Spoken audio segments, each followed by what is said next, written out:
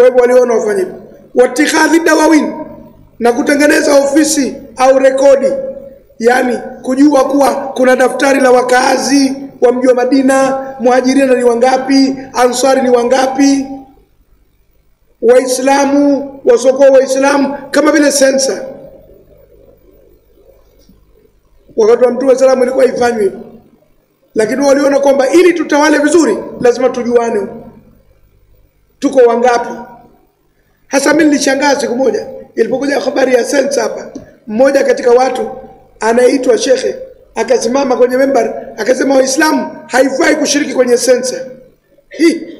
Nilimshangaa kweli kweli. Makafiri wanataka wajue tu sisi tuko wangapi, ndio maana wanataka tushiriki kwenye sensa. Fikra potofu kabisa. Katika utawala lazima ujue watu wa nchi yako ni wangapi, na nani raia na nani wageni, na vipengele vingi vingine unataka vijue. Kwani wewe kwa nyumbani kwako hujui kila siku wanakula watu wangapi? Bajeti itakwenda vipi? Leo wamekula 5, kesho wamekula 15. Utaweza kupeleka kitoweo kinachotakiwa? Lazima nchi ijijue ina watu wangapi. Sasa wewe unakwenda unajenga hoja za kijinga tu kusema watu wasishiriki sensa. Si kweli.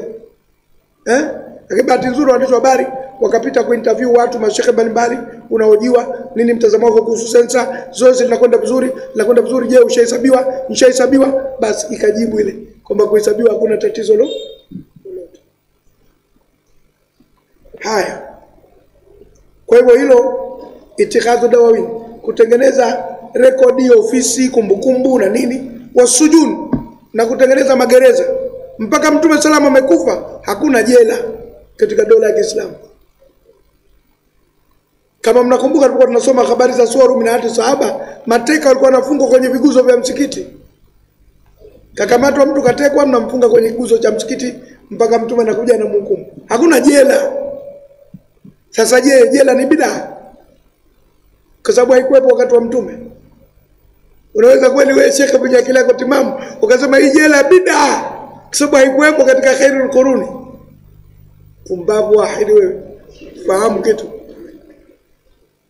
Magereza yamekuja kutengenezwa kwa sababu uhalifu unapokuwa mkubwa, wale wahalifu usipowakamata ukawaweka mahala mbali, wataendelea kuiharibu jamii, na jamii ikikasirika inaweza nayo kafanya jambo baya zaidi kwa wale wahalifu, ikawavurugu. Sasa mpataye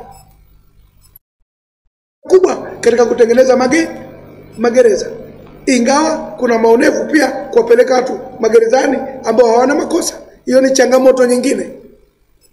Umenifahamu? Kila kitu kina changamoto yake. Ukinunua gari kubwa, changamoto yake ni mafuta mzee. Na ukibaki na baskeli, changamoto ni misuli kama mibovu. Kila kitu kina changamoto yake. Ukinunua gari kubwa, changamoto itakuwa mafuta. Ukibaki na baskeli, changamoto itakuwa misuli. Kwa hivyo ukishakuwa na magereza, changamoto unawapeleka vipi magerezani na unawatoa vipi magerezani. Lakini kuwa na magereza nayo ni sehemu katika maslahi. Wasakin nukud, na kuchapisha sarafu. Yani ile shilingi 100 au shilingi 50 au 500 iwe ina alama ya kuonesha kwa hii ni pesa. Haikuwepo wakati wa Mtume sallallahu. Ilikuwa vipande tu vya dhahabu na vya fedha vinakatwa. Vilikuwa kama zile zinaitwa Y-shells kwa watu wa garage wanajua. Ukifunga bolt hivi kuna kipande hivi cha square cha chuma kimekatwa au cha aluminium, alafu kinatobolewa tundu, unaingiza msumari unakaza ile. Wengine kwenye baskeli wanatia hata mapira tu magumu. Wanakata, wanafungia. Ilikuwa sarafu ni kitu kama kile. Inakatwa. Na sana thamani yake ilikuwa inategemea uzito wake. Kama dhahabu ni gramu ngapi au fedha gramu ngapi. Lakini baadaye masahaba wakaona tutengeneze sarafu hasa ya dola ya Kiislamu na iandikwe la ilaha illa Allah Muhammadun Rasulullah. Kwa hivyo hayo nayo yakaja kuwa ni maslahi kwa kuwa na sarafu maalum sasa. Na baadaye tena mifumo ya kibenki imekuja. Nayo vile vile benki haikuwepo wakati huo ya kuhifadhia fedha na kupeleka change na vitu kama. Yote hayo ni sehemu ya maendeleo na ni maslahi. ndio saki an-nuqud, kuchapisha nini? Sarafu au pesa. Mambo ya noti yalikuwa bado wakati ule, kwa sababu noti ilitegemea kiwanda kinachotengeneza karatasi. Na sio tu baada ya kuwepo kiwanda cha kutengeneza karatasi, bado karatasi haitoshi kuwa noti. Noti na vitu vingine vya ziada. Kwa hivyo mpaka uwe na mfumo maalum wa kutia alama mle na rangi na vitu ndio upate kutengeneza nini? Noti. Kwa hivyo ni mambo yamekuja kusogea baadaye. Na mpaka leo hizi noti duniani zina hadhi tofauti tofauti.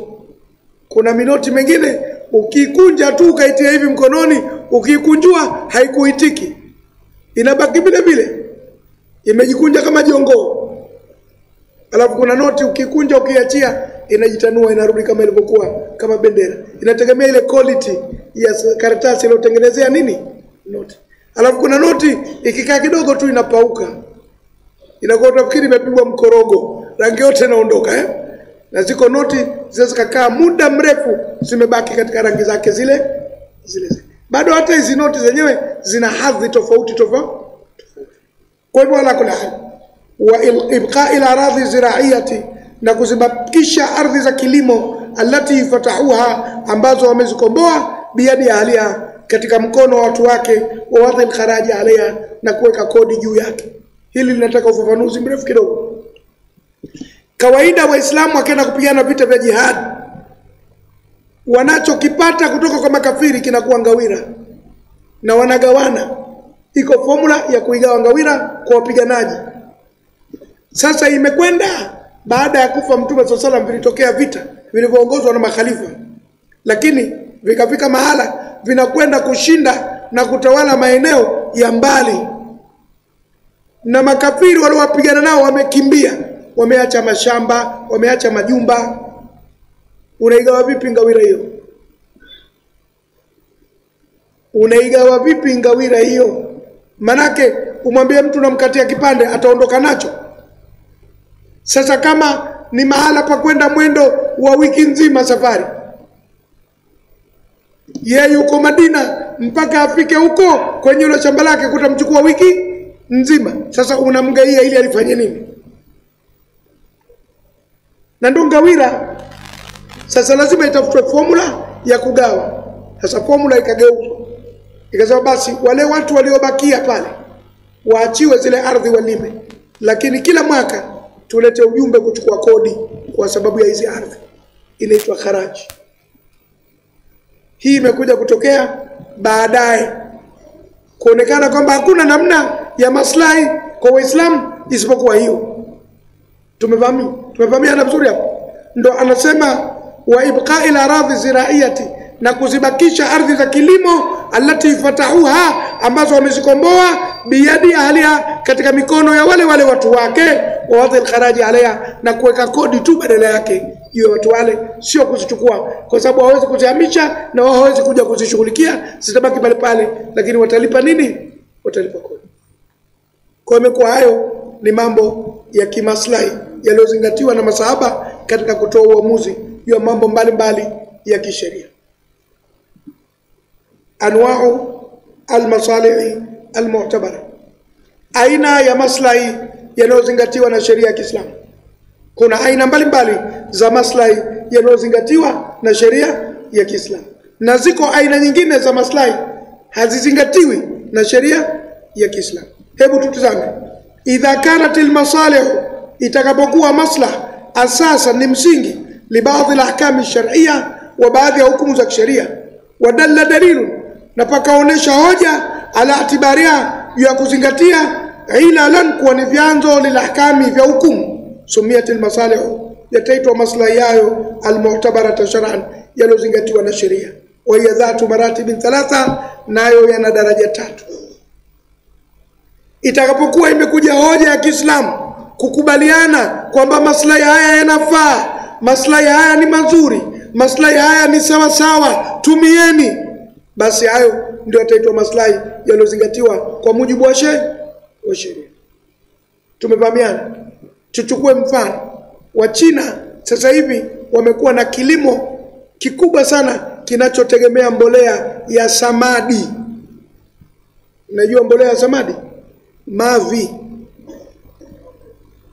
mavi ya binadamu. Samadi ni kinyesi. Mbolea ya samadi ni mbolea nini? Ya kinyesi. Na sasa hivi China kinyesi ni biashara.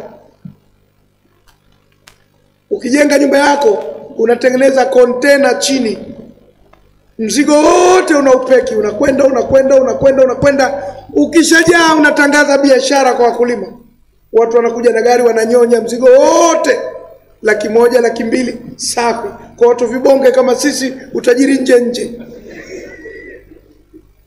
Utajiri nje.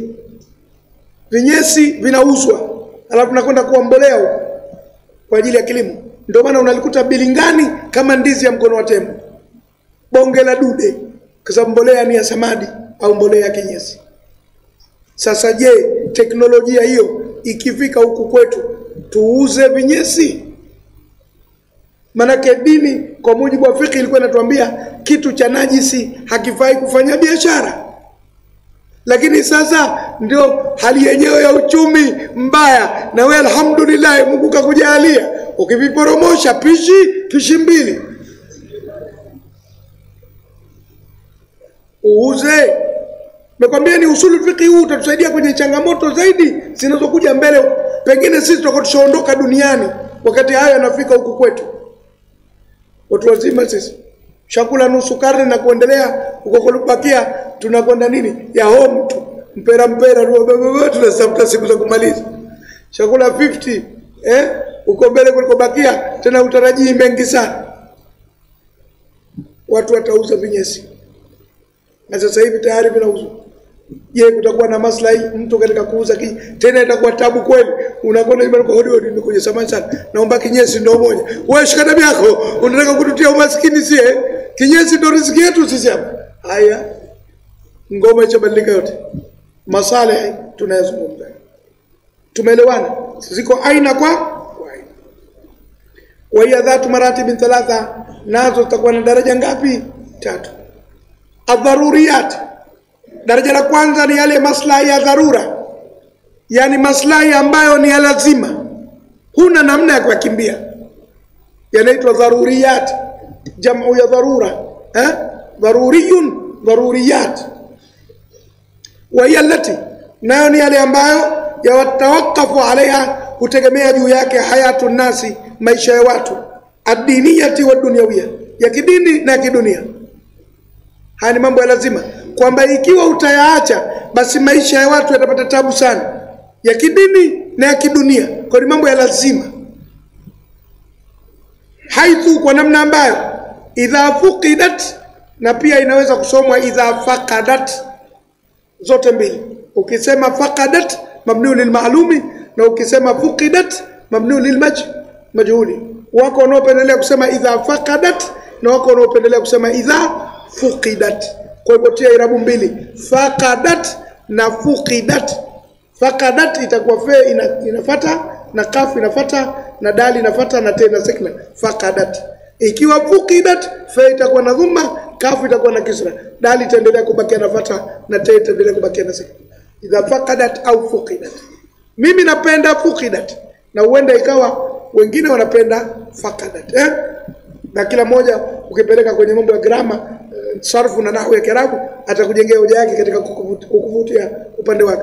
Mimi sitaki kushindana katika hilo, nataka watu wawe huru baina faqadat na fuqidat. Idha